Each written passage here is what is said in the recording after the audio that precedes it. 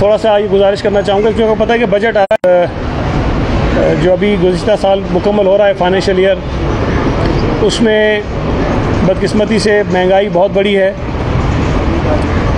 जो पाकिस्तानी अवाम है, जो लोग हैं, गरीब हैं, मिडिल क्लास के लोग हैं, उनके ऊपर महंगाई की वजह से बहुत बोझ पड़ा है, बहुत मुश्किल में रहे हैं। तो मैंने मुनासिब समझा कि बजट के आने से पहले तो थोड़ी सी चीज़ें, ज़ाहिर है कि हमारा जो लेबर डिपार्टमेंट है उसका महंगाई से बराह रास्त कोई ताल्लुक़ नहीं होता, लेकिन कुछ चीज़ें ऐसी हैं जो हमने की हैं जिससे यकीनी तौर पर जो हम बेनिफिट्स देते हैं वर्कर्स को, उसको हमने कवर करने की कोशिश की है कि महंगाई के हालात में कुछ हम उनकी मदद कर सकें। उसमें जो हमारे यहाँ डेथ ग्रांट दी जाती थी 5 लाख रुपए थी, वो उसको हमने कुछ अर्सा पहले बढ़ाकर 7 लाख रुपए कर दिया था। खुदा न खास्ता अगर किसी वर्कर की डेथ होती है जो रजिस्टर्ड होता है हमारे पास सेसी में या यूबीआई में, तो उसकी फैमिली को पहले 5 लाख रुपए हम देते थे, और 5 लाख रुपए वो इदारा भी देता है जिसमें वो मुलाजमत कर रहा होता है, लेकिन हमने लेबर डिपार्टमेंट की जानिब से 5 लाख को बढ़ा के 7 लाख कर दिया है। एक और जो बेनिफिट हम देते हैं वो बच्ची की शादी पर मैरिज ग्रांट की मद में वर्कर्स को दिया जाता है। वो 1 लाख रुपए था, एक बच्ची के लिए 1 लाख रुपए, उसको हमने 1 लाख से बढ़ा के 2 लाख रुपए कर दिया। फिर हम जो इन मज़दूरों के बच्चे स्कूलों में पढ़ते हैं उनको यूनिफॉर्म और बस्ते की मद में या जो चीज़ें उनके लिए ज़रूरी होती हैं 6,000 रुपये पर बच्चा हम देते थे। अभी हमने उसको 6,000 से बढ़ाकर 10,000 रुपये कर दिया है। और उसके अलावा जो मुख्तलिफ़ स्कॉलरशिप्स हम देते हैं, मुख्तलिफ़ कैटेगरीज़ हमारी हैं। जो पहली कैटेगरी है उसमें पहले 19,200 रुपये हम दिया करते थे, उसको अब हमने 25,000 रुपये कर दिया। जो कैटेगरी 2 है वो पहले 30,000 रुपये थी, उसको हमने 40,000 रुपये कर दिया। कैटेगरी 3 42,000 रुपये थी, उसको हमने 50,000 कर दिया। और जो हायर सेकेंडरी की जो पैसे हम देते हैं, वो जितने अखराजात आते हैं बच्चे के ऊपर वो सारे के सारे हम 100% जो है वो उठाते हैं। तो इसमें इजाफा या कमी की कोई बात नहीं थी। तो जितना ख़र्चा आता है वो हम सारे का सारा बेयर करते हैं। इसके साथ साथ जो मिनिमम वेज है वो आपके इल्म में है कि गुज़िश्ता साल हमने, बल्कि उससे पहले हमने 25,000 रुपये कर दी थी पूरे पाकिस्तान में। सिंध वो पहला सूबा था जिसने 25,000 की थी, लेकिन कुछ लिटिगेशन हुई और कुछ मामलात हुए, कोई ताख़ीर हुई। लेकिन अब तक जो हमने रखी हुई 25,000 है, लेकिन उसमें नई मिनिमम वेज के लिए हमारा जो मिनिमम वेज बोर्ड है वो उस पर काम कर रहा है। और आपके इल्म में है कि पंजाब ने वो 32,000 पहले से की हुई है, और हमारा जो अभी तक का है, क्योंकि वो बोर्ड है, मैं कोई बता नहीं सकता कि कितनी होगी, लेकिन ये है कि 32,000 से वो ज़्यादा होगी, उससे वो कम नहीं होगी। तो उस पर हम काम कर रहे हैं, वो हम जल्द से जल्द अनाउंस कर देंगे। इसके अलावा एक बहुत हमारा जो एक ज़बरदस्त प्रोजेक्ट है जो थोड़ा सा स्लो हुआ, लेकिन अब उसमें हमने उसको स्पीड अप किया है, वो बेनज़ीर मज़दूर कार्ड का जो प्रोजेक्ट है उसको किया हमने आगे। उसमें मैं एक चीज़ आपको बता दूं कि जो मुश्किलात हमें आ रही हैं दरपेश, डिपार्टमेंट की तरफ से थी वो अपनी जगह, जो एम्प्लॉयर की जानिब से थी वो अपनी जगह, लेकिन बुनियादी जो मसला है वो EOBI और वर्कर वेलफेयर फ़ंड की डेवल्यूशन है।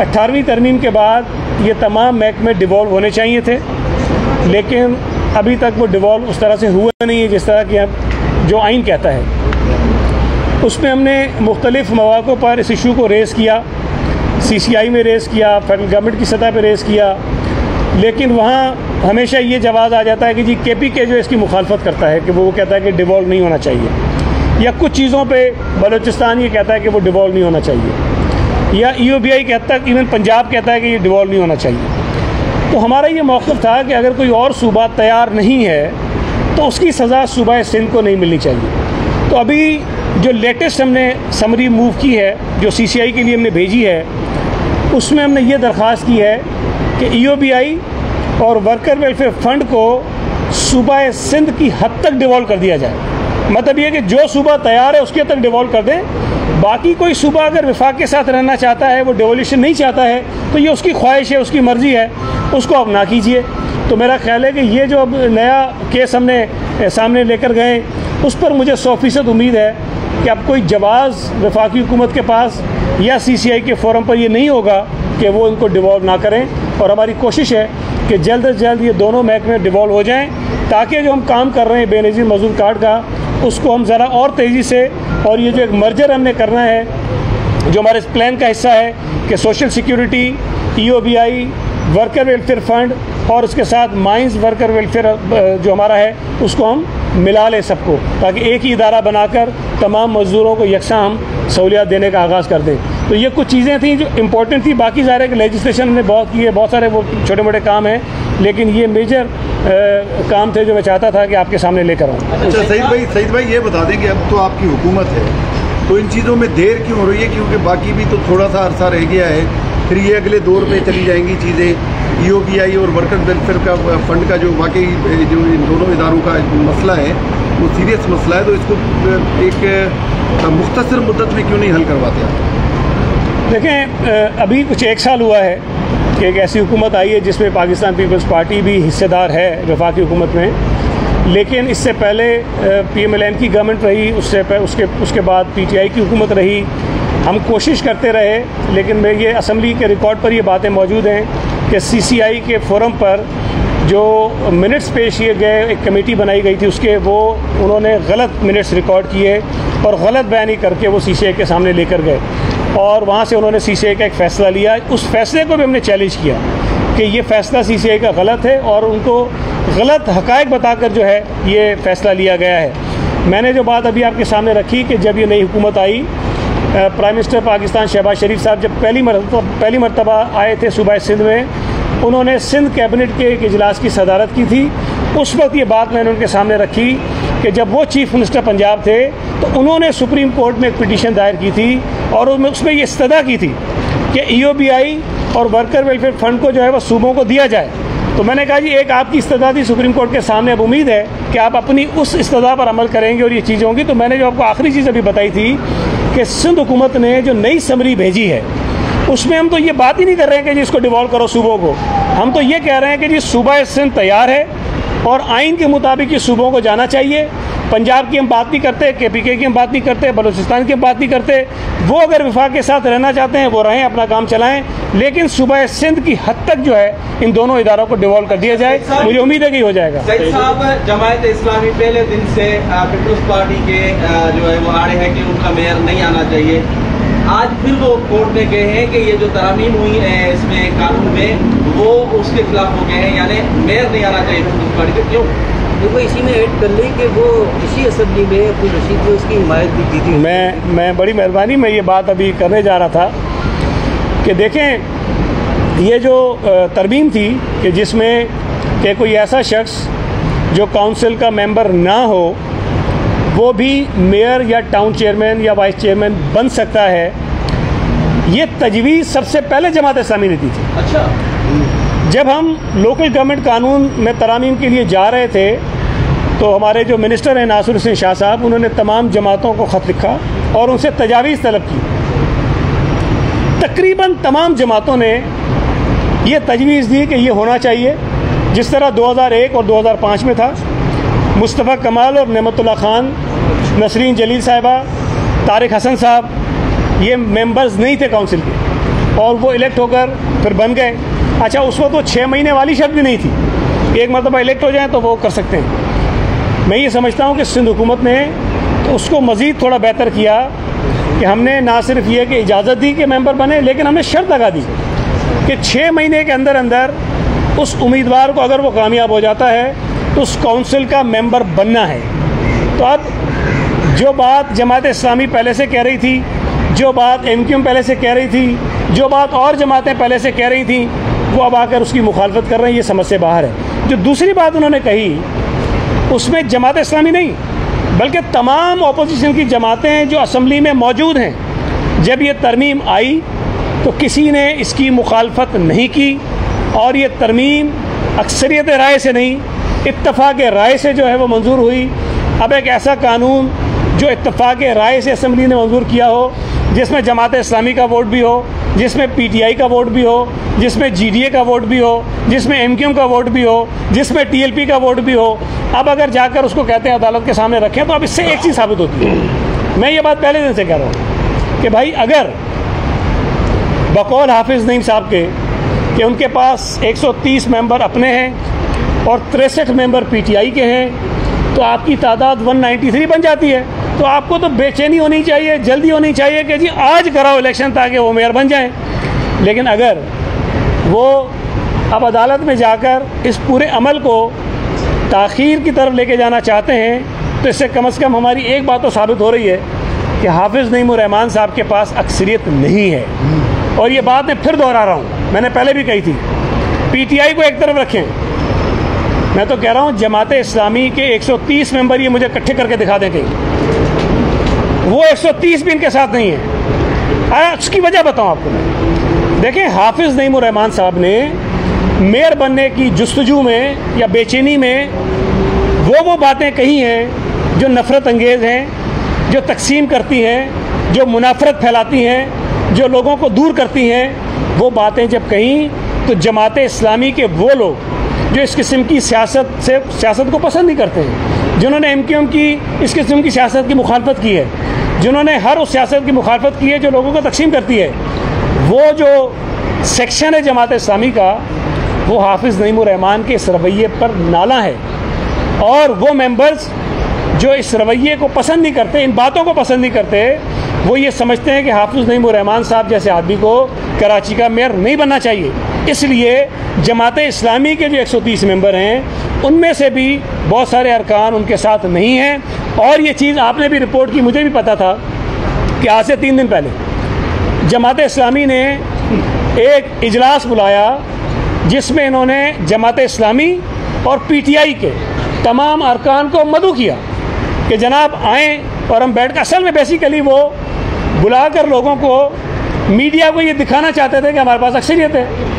अल्लाह का करना ये हुआ कि जो मेरी इत्तलात हैं, पहले वो इजलास 5 बजे रखा गया, लोग पूरे नहीं थे, फिर 6 बजे रखा गया, लोग पूरे नहीं थे, फिर 8 बजे रखा गया, फिर लोग पूरे नहीं थे, फिर उसको मनसूख कर दिया गया। इसलिए कि उस इजलास में पीटीआई के तो शायद कुछ 6, 7, 8 लोग पहुँचे थे और जमात इस्लामी के भी 130 लोग जो नहीं आ सके।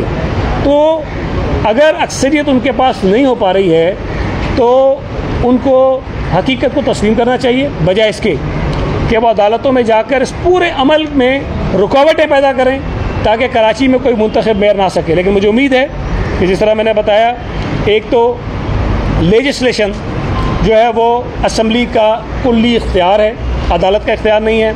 और आइन में ये लिखा है कि असम्बली में कानून साजी जो होती है उसको अदालत में चैलेंज नहीं किया जा सकता अनटिल अनलेस कि अगर वो कोई फंडामेंटल राइट्स के ख़िलाफ़ हो। तो ये जो तरमीम है, इसमें कोई फंडामेंटल राइट्स की वायलेशन नहीं है। इसमें लोगों को मौका दिया गया है कि वहाँ इलेक्शन लड़ें और उसके बाद वो काउंसिल के मेंबर बन जाएं। और ये असम्बली में जो तरमीम हुई थी, ये इत्तफाक़ राय से हुई थी। तो मुझे उम्मीद है कि अदालत में भी इनको शायद रिलीफ नहीं मिलेगा। सही साहब, ये बताएं कि क्या सिंध असेंबली में ऐसा कोई कानून आ सकता है कि जो अक्सरियत में ना हो उसका बंदा मेयर बन जाए? ये कोई कानून साजी आप ऐसी कर सकते हैं? नहीं, ये तो हाफिज़ नईम रहमान बिल्कुल आपके फिर बात तो गुजर गई।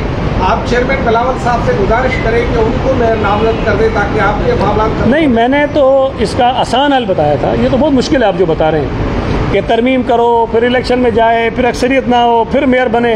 यह सबसे आसान काम है, अपने नाम के साथ लगा ले मेयर हाफिज़ नईमुर रहमान, सारी ज़िंदगी जो है वो मेयर ही रहेगा। इलेक्शन में पढ़ने की ज़रूरत ही नहीं है।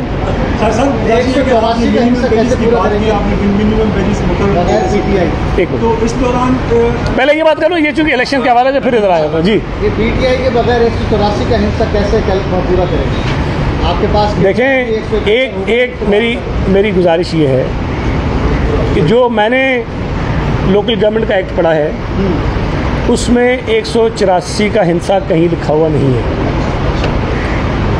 मेरी राय में जब ये इंतखाब होगा, जिसकी अक्सरियत होगी वो मेयर मुंतखब हो जाएगा। हाउस के अंदर जिसकी अक्सरियत होगी वो मेयर मुंतखब हो जाएगा। अब अगर हाफिज़ नईमुर रहमान के बकौल उनके पास 193 लोग हैं, बिस्मिल्लाह करें, 15 तारीख को आएँ और 193 वोट लें।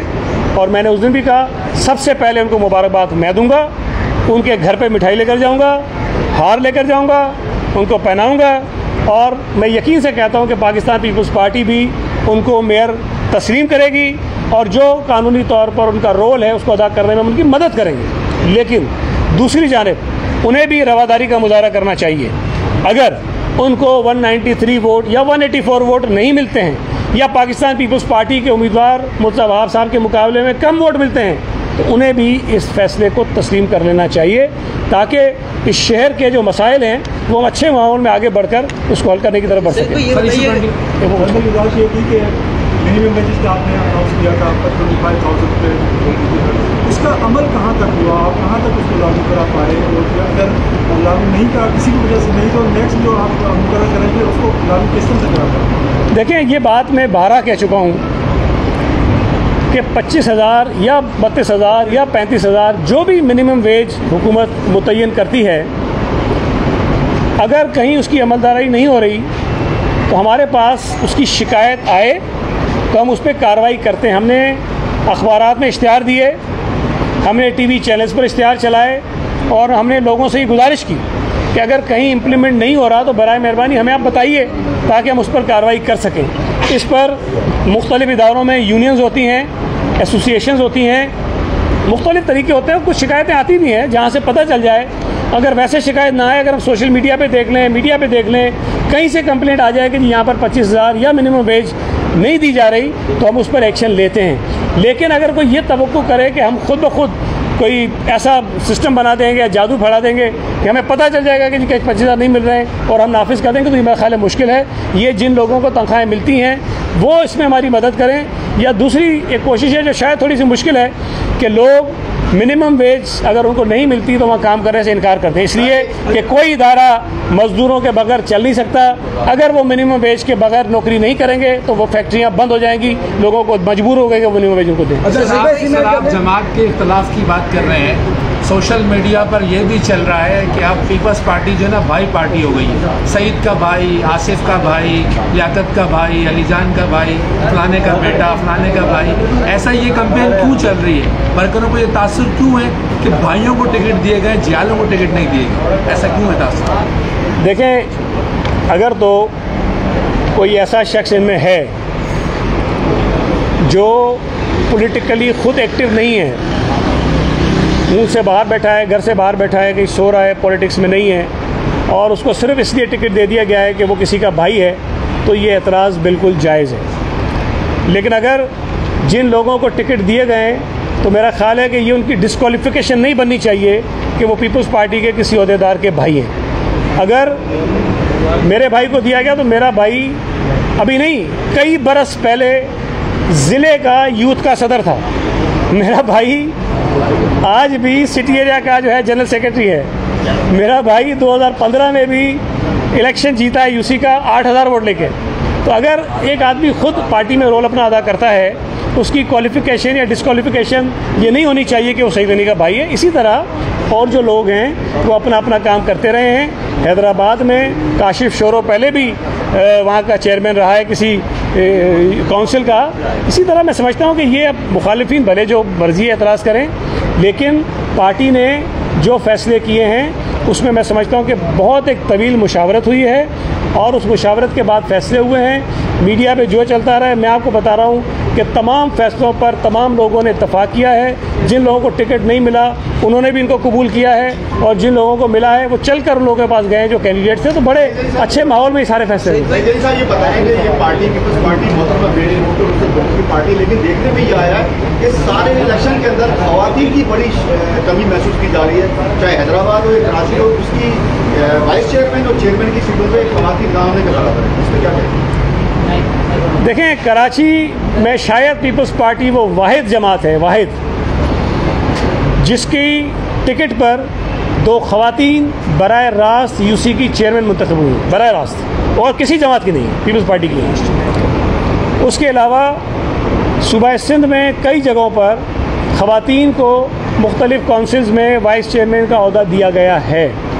ख़वातीन की रिज़र्व सीट्स हैं, उस पर तो ज़ाहिर है उन्होंने आना है, लेकिन ये एजाज़ भी हमें हासिल हुआ कि हमने काउंसिल्स में पहली मरतबा माजूरों के लिए और ट्रांसजेंडर्स के लिए भी नशिस्तें मखसूस की हैं। तो पीपल्स पार्टी ने तो खैर अपना जो किरदार है वो अदा किया है, ये सवाल बाकी जमात से ज़रूर बनता है जिन्होंने बराह रास्त इलेक्शन में किसी खातून को जो है वो टिकट दी थी। अच्छा सईद भाई, ये बता दीजिए कि अभी हालिया ऑडिटर जनरल की जो रिपोर्ट आई है उसमें महकमा लेबर में जो एजुकेशन के फंड है उसमें बहुत बड़ा रकम सामने आया है, तो यकीनन आपकी नज़रों से अगर गुजरी है नहीं गुजरी तो उसके खिलाफ कोई मैं इस पर अर्ज़ करूँ आपसे, वर्कर वेलफेयर बोर्ड में मुझे गालिबन दिसंबर 2022 में शिकायत मिली कि ये जो डेथ ग्रांट और मैरिज ग्रांट है उसके अंदर कुछ गड़बड़ हुई है। हमने ख़ुद डिपार्टमेंट ने इस पे तहकीकात करवाई और ये बात मैंने पहले पब्लिक कभी नहीं की, अब तो खैर वो एंटी करप्शन में चली गई, लेकिन बहुत ही बेहतर तरीके से हमने उसकी इंक्वायरी करवाई। और मैं आपको बताऊं कि डिपार्टमेंट के लोगों पर मुश्तमिल एक कमेटी बनी, 3,500 पेजेस पर उन्होंने इंक्वायरी रिपोर्ट सबमिट की। उन्होंने मुख्तलिफ जो ऑफिसर्स थे उनका तयन किया कि कौन कौन इन्वॉल्व है।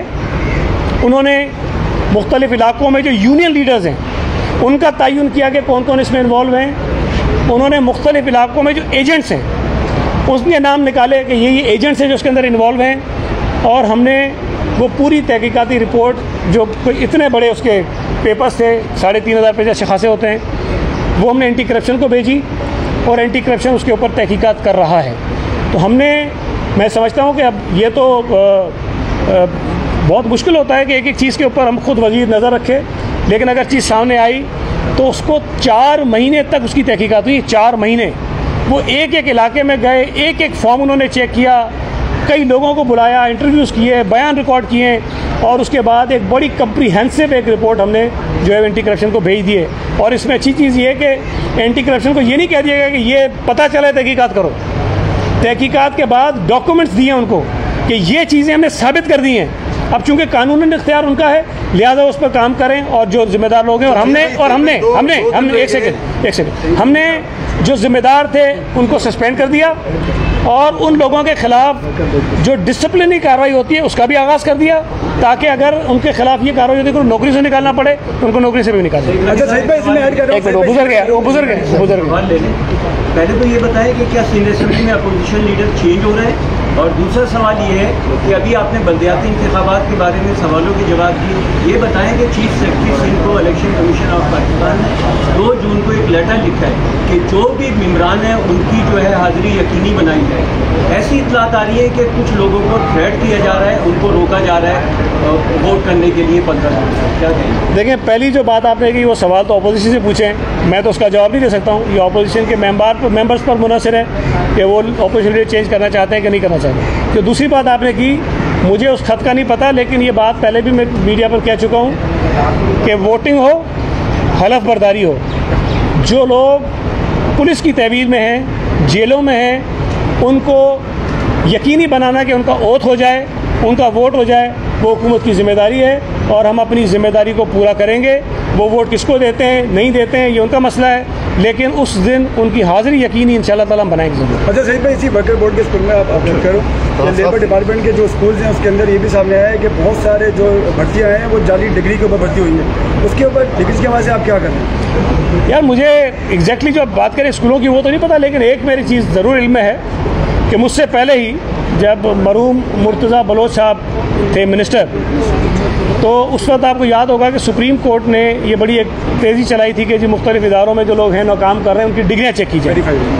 तो उस वक्त कुछ डिग्रियाँ चेक करने का अमल शुरू हुआ, कुछ लोग अदालतों में गए, अदालत ने, मौजूद अदालत ने अपने नाज़िर के थ्रू उन डिग्रीज़ की वेरिफिकेशन करवाई। वेरिफिकेशन के बाद पता चला कि वो डिग्रियाँ जाली हैं, अदालत के सामने आया और मौजूद अदालत ने ये कहा कि जिनकी डिग्रियाँ जाली हैं कानून के मुताबिक उनके खिलाफ कार्रवाई की जाए। हमने कानून के मुताबिक कार्रवाई करते हुए उनको नौकरियों से निकाल दिया और जब वो नौकरियों से निकल गए उसी मौजूद अदालत ने कहा कि इन सबको तनख्वाहें दें। आखिरी सवाल थैंक यू। ये मरदमशुमारी पर एमकिन कह रहे हैं कि हमारी रेड लाइन को क्रॉस किया जाए। अगर आपके भी ताफ़ुज़ात में बरतानिया मरदमशुमारी पर कहा कि अगर हमें सही नहीं गिना गया तो बिलावल भुट्टो को वज़ीर आज़म बनाकर बिठाया जाए। उन्हें चैलेंज किया फारूक सत्तार ने। देखिए, वज़ीर आज़म तो पाकिस्तान के लोगों ने बनाना है, उस पर तो मैं बात नहीं करूँगा, लेकिन जो मरदमशुमारी की जहाँ तक बात है, मैं ये समझता हूँ कि जितनी भरपूर आवाज़ मरदमशुमारी में जो हमारे एतराज़ात हैं उस पर पीपल्स पार्टी और सिंध हुकूमत ने उठाई है, इवन बिलावल भुट्टो ज़रदारी साहब ने उठाई है, इतनी आवाज़ किसी ने नहीं उठाई। अब यहाँ हर आदमी चैम्पियन बन जाता है और ये बहुत आसान है कि पीपल्स पार्टी बैशिंग करो और ताकि कराची में अपने नंबर बढ़ाओ। तो मुख्तलिफ जमातें वो बजाय इसके कि फेडरल गवर्नमेंट को बात करें जिन्होंने मरदमशुमारी कराई है, मरदमशुमारी पर जो एतराज़ात हैं उसका इल्ज़ाम भी सिंध हुकूमत पे लगाते हैं। भाई सिंध हुकूमत तो पहले एतराज़ उठा रही है, MQ वफाकी हुकूमत का हिस्सा है, हम भी वहाँ आवाज़ उठा रहे हैं, आप भी वहाँ उठाइए, लेकिन मरदमशुमारी के अमल में सिंध हुकूमत का कोई किरदार नहीं है। हाँ, हमने जहाँ जहाँ महसूस किया कि ये दुरुस्त नहीं हो रही, हमने उस पर आवाज़ उठाई और आज भी हमारा एतराज़ मौजूद है अपनी जगह। Thank you.